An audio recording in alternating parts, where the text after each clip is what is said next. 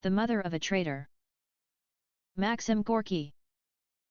The Mother of a Traitor, a story of a conflict between ambition characterized by a traitor, a brave but heartless son, and life represented and characterized by the mother of a traitor, where the heartless son appears with power and prowess, is easily victimized in the hand and lap of a mother who is appeared in the story very ordinary, developed because of the urgency of time. It also signifies throughout the history, such ambitions appeared in the name of war. However, ultimately, the life got the victory over the death, and human civilized continued, through such difficult hurdles. The story is a study on the underlying essence of the mothers, who are more than kind-hearted and loving, a cruel destroyer for the sake of preservation of life, for which she has a special duty imparted by the nature.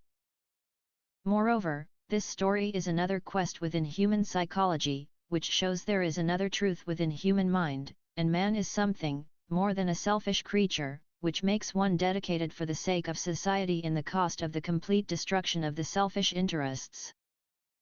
Usually, the son is the most lovely and precious one for a mother, for which she is always ready to sacrifice anything, even her life.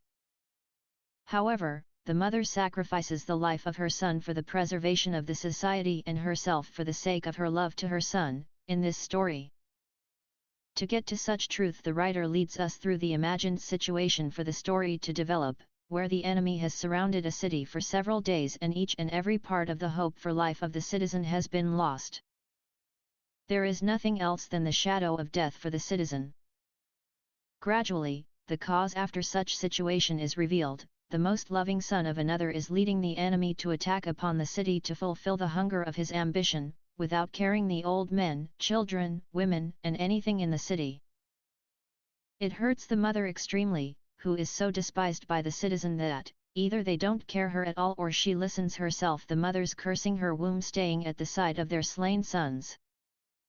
The incident of the central character Mona Mariana's encounter with the mother of slain man breaks and balance and intensifies the story, forcing her to take bold decision for the sake of her city where she was born, and where her forefathers spent their lives for its construction, and even their bones are buried there, and which is going to be cruelly destroyed by her lovely son. First she thinks of persuading her son to cancel such evil and desires to take most difficult departure from the loving city and meet her son, the peace of her heart. She feels proud of her son, so smart, active and brave, and proudly raises her head, while listening to the enemy soldiers singing a song on his admiration. However, all of her proud on her son is sunk down, when the son didn't care at all for her feelings, in spite of his love for her.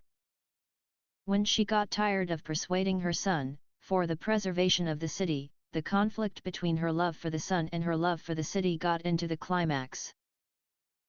Meanwhile, she looked to the city through a tent hole, which was waiting for her decision for its life's sake. Like a wounded and dumb animal, she couldn't ignore the expectation of the city for its life's sake.